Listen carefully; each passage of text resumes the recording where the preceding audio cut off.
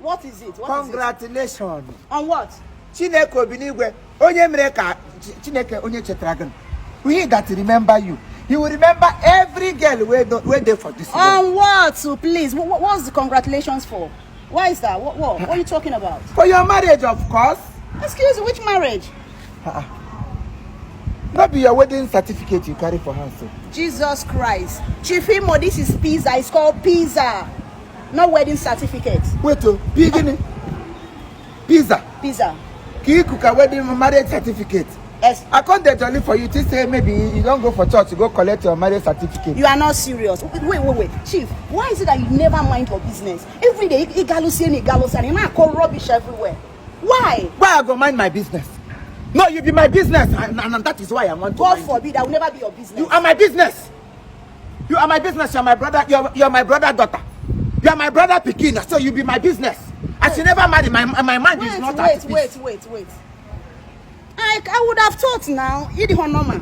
You need the medication. You are not normal at all. Because when you're the normal, you not, okay, where are you even going in this hot sun? Look, every day you are traveling, going up and down. Only your mom and a travel. You when they travel up and down, they go, they come, they go, they come, they go. You get look, you got my own is different. My own too is different. It can never be different. It's different. Everybody own is different. Don't use your bad luck this afternoon. No, when you don't call rubbish. Come on, please. I'm one. This one my pizza in peace. I'm not gonna blame you. Now your mates they carry wedding certificate hotel. So Tora Chineke mama carry and go keep them for their room. Get crew pizza kamwa every day in pizza. Uzora go cook azora go pizza. When you come out into this world, na pizza you can't chop for Nigeria. Every day pizza. You get 3 pizza hotel. Pizza signal hotel. People ta. Dangerous girl. I'm not gonna blame you. You know how people say they care for you.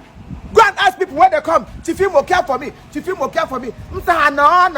I ought to have care for them.